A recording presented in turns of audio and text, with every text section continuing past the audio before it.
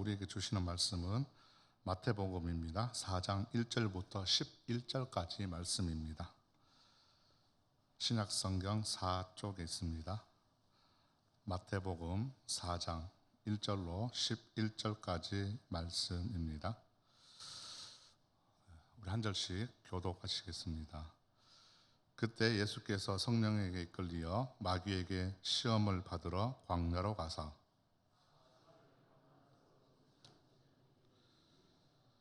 시험한 자가 예수께 나와서 이르되 네가 만일 하나님의 아들이거든 명하여 이 돌들로 떡덩이가 되게 하라.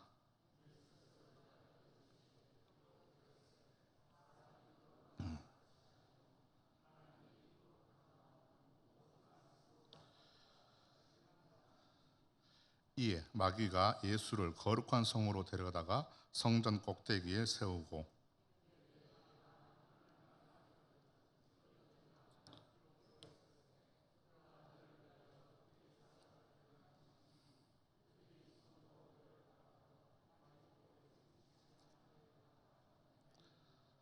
예수께서 이르시되 또 기록되었으되 주 너희 하나님을 시험하지 말라 하였느니라 하시니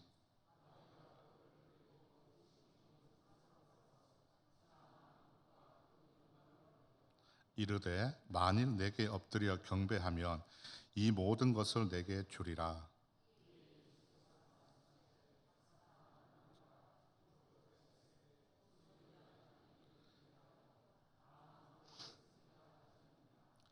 이에 마귀는 예수를 떠나고 천사들이 나와서 수종드니라. 아멘. 네. 할렐루야. 오늘 이 시간에는 마귀의 시험이라는 제목으로 우리가 주님의 말씀을 다시 한번 상고하고자 합니다. 오늘 예수님께서 마귀에게 시험을 받으시는 그 장면은 예수님의 사역 초기에 있는 장면인데요. 예수님께서 공생의 시작을 하시기 전에 앞서서 마귀에게 시험을 받으시게 됩니다. 그런데 왜 예수님께서 이제 사역을 시작하려고 하시는데 왜 시험을 받으실까? 이 오늘 중요한 의미가 좀 있습니다. 공생의 전 예수님의 시험의 의미는 단지 예수님에 대해서 개인적으로의 예수님에게 시험하는 것이 아니라 그보다 더 큰 의미가 있는데요. 바로 이제 예수님의 메시아직에 대한 도전으로 우리가 보아야 하는데요. 메시아직에 대한 정통성 그리고 예수님의 능력 그리고 예수님의 사역에 대한 이 순결성에 대한 도전을 하는 것입니다. 오늘 본문을 보게 되면 우리가 잘 아는 대로 예수님의 시험은 세 가지를 받게 되죠. 하나는 돌들로 가지고 이제 떡이 되게 해라는 것입니다. 또 하나는 높은데 이제 성전 꼭대기에 이제 거기에서 이제 뛰어보라는 것이고요.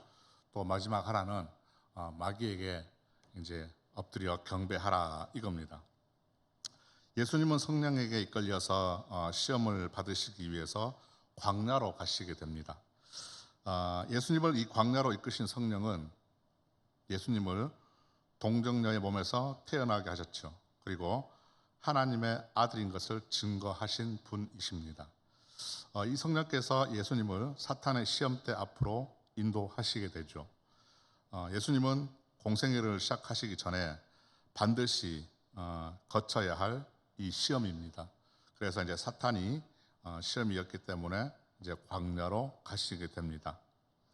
이는 예수님이 하나님의 아들을 인정을 받고 또 인간으로서 또 의를 세우시기 위해서 세례를 받은 그 예수님은 인간과 하나님의 원수인 마귀의 시험을 통과하시고 이겨내셔야만 하는 것입니다.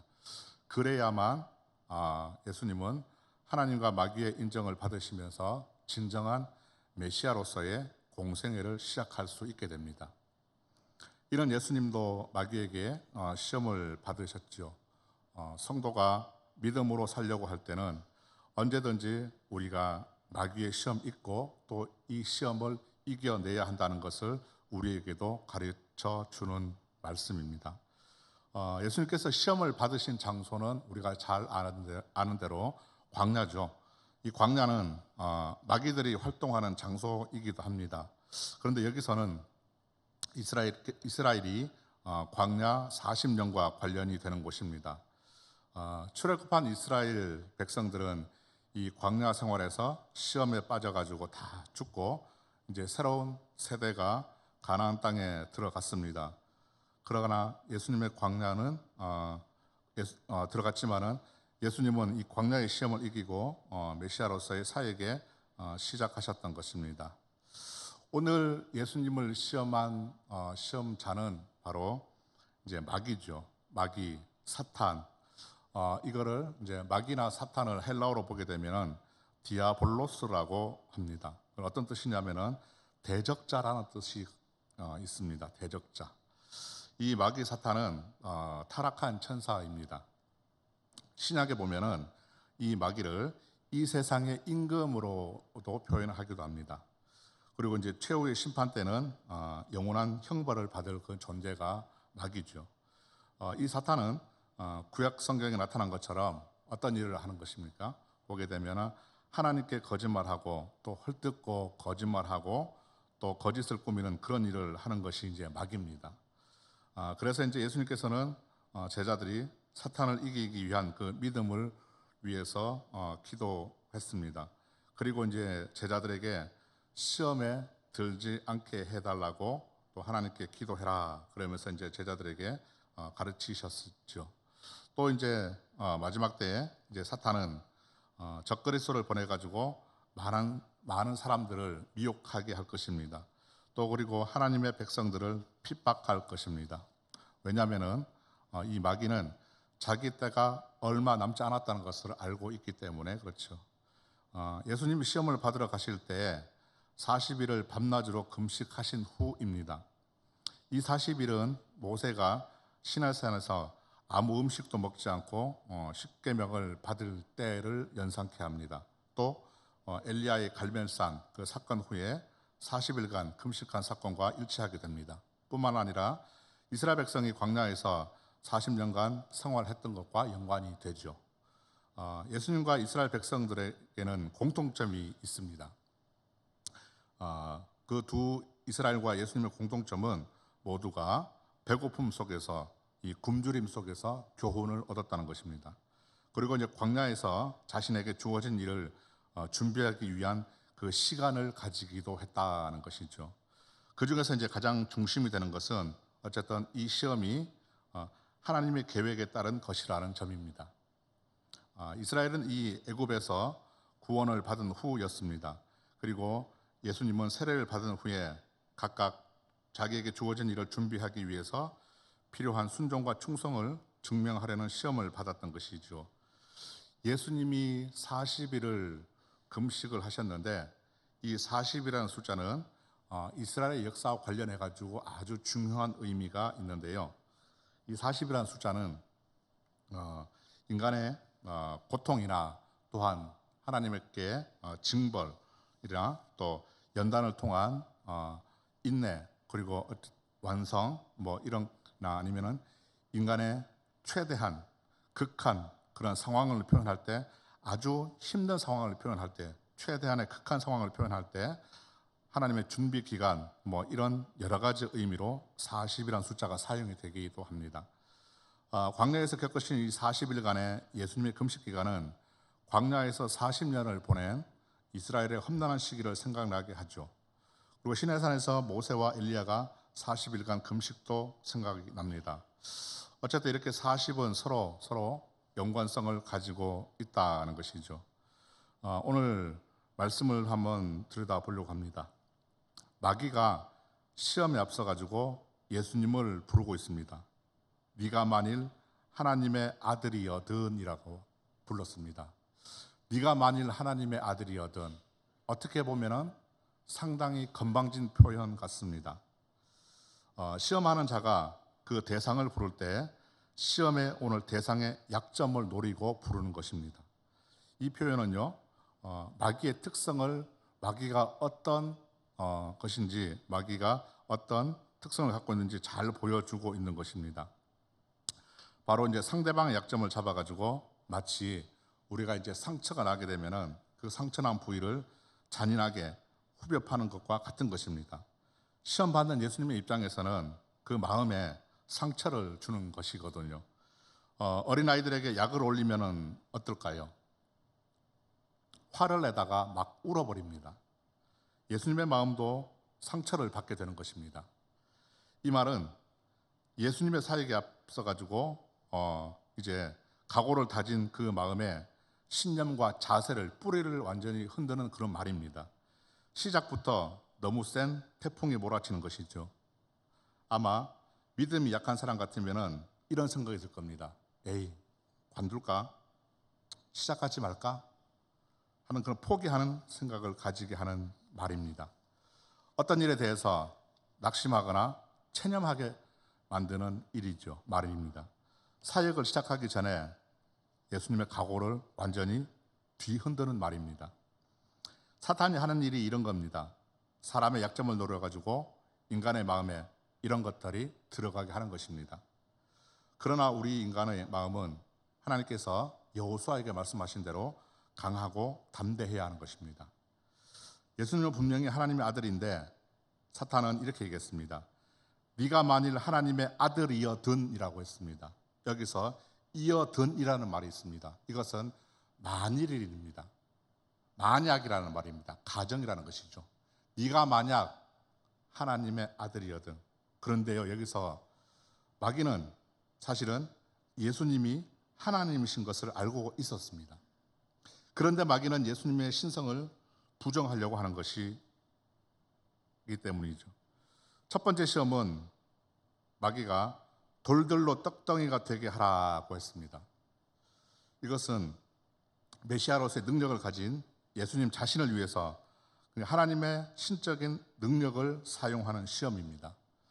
40일 금식한 후에 인간의 가장 원초적인 본능인 배고픔을 이용한 시험이죠.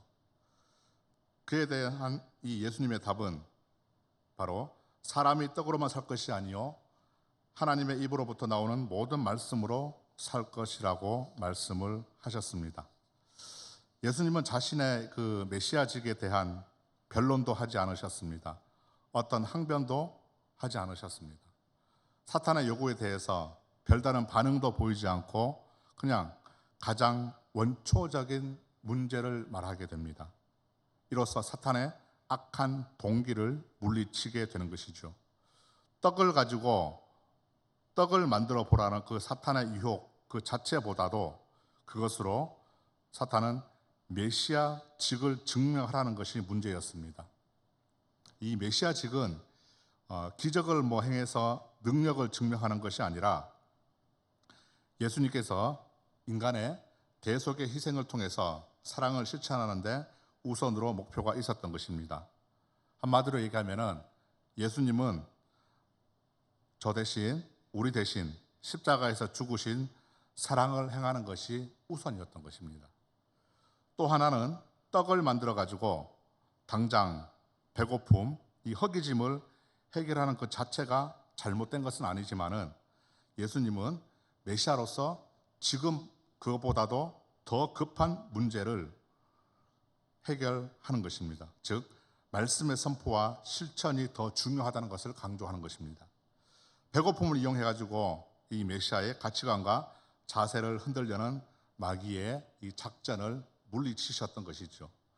또 하나는 예수님의 본질과 또 자세에 대한 이 마귀의 도전과 유혹은 영적인 의미로 볼 때 우리에게도 마찬가지 언제든지 이런 시험이 올 수 있다는 것을 보여주는 것입니다. 그렇다면 이런 시험을 우리가 당할 때 어떻게 해야 될까요? 우리에게도 이런 마귀의 시험이 있을 때 먼저 사탄의 이 시험이 맞는지 아닌지를 따지기 전에 보아야 될 것은 사탄의 시험에 어떤 배후의 동기가 있는지를 봐야 합니다. 그래서 사탄의 이 마귀의 시험을 이기는 방법은 바로 나의 능력이 아니라 하나님의 말씀의 능력을 힘입어야 한다는 것을 우리가 기억을 해야 하는 것이죠. 나에게는 사탄을 물리칠 능력이 아무것도 없습니다, 사실. 그러나 우리에게는 하나님의 말씀의 능력이 있습니다. 그 능력으로 선포를 하시기를 바랍니다. 그리고 순간적인 이 배고픔을 해결해 줄 떡을 먹으면 사실 오랜 시간 40일간 굶주렸을 때 떡을 먹게 되면 바로 생기가 돌아오겠죠. 그러나 그 떡 문제 때문에 사실은 중요한 것이 있습니다. 떡 이전에 필요한 우리의 영의 식량인 영원한 식량인 말씀, 이 말씀을 포기하는 어리석음을 저질러서는 안 된다는 것입니다. 당장 눈에 보이고 급한 것을 해결하는 것보다는 더 중요한 것을 우리는 해결해야 하는 것이죠. 두 번째 마귀의 시험은 거룩한 성으로 예수님을 데려갑니다. 성전 꼭대기에서 뛰어내려 보라 합니다. 여기서 거룩한 성은 예루살렘 성전을 말씀합니다. 거기 성전 꼭대기는 성전 뜰을 내려다 볼 수 있는 탑이나 난간 중에 하나일 것입니다. 어쨌든 두 개 중에 무엇인지 구체적으로 무엇인지는 학자들마다 의견 차이가 있기에 정확하지는 않습니다. 하지만 높은 데서 밑으로 볼 때는 이 기드론 골짜기가 내려다 보이는 곳입니다. 여기서 뛰어내리라 그랬습니다. 두 번째 시험은 예수님의 능력을 시험하는 것이라기보다는 이미 사탄은 예수님의 그 메시아직을 알고 있었습니다. 때문에 메시아직의 희생의 길을 걸어가기보다는 세상의 영웅으로서 영광을 누려보라고 유혹하는 것이죠. 한마디로 얘기하면 메시아직은 고난과 힘든 길입니다.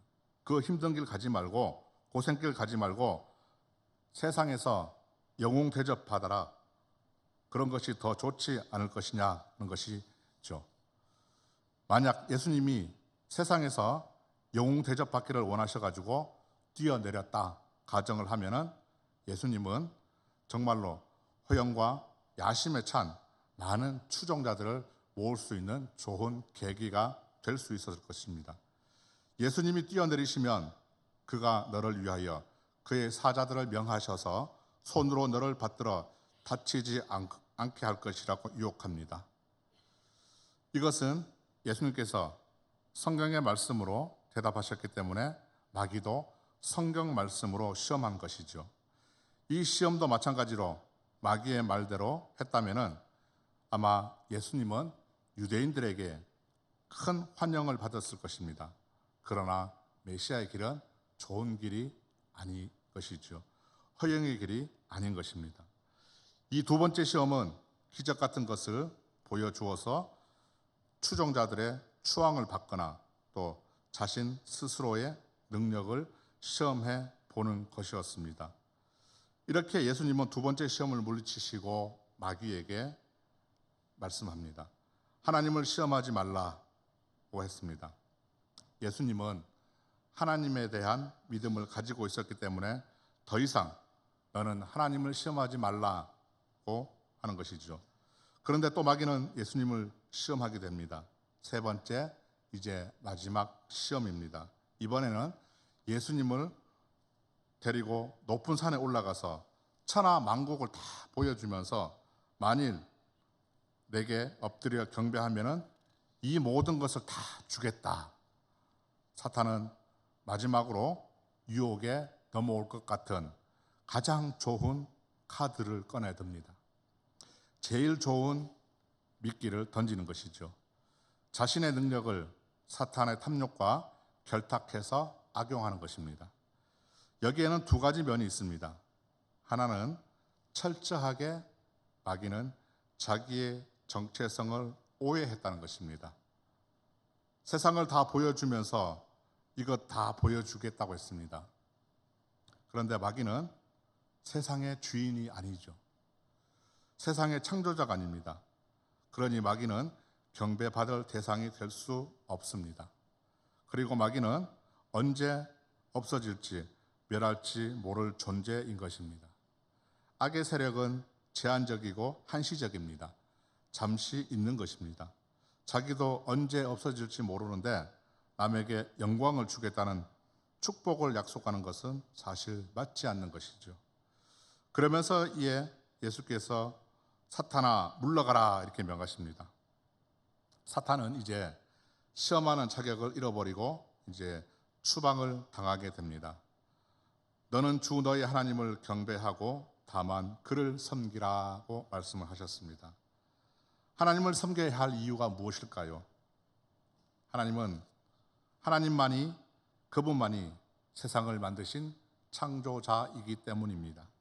그리고 하나님을 믿고 신앙하는 것만이 순결한 신앙이기 때문입니다.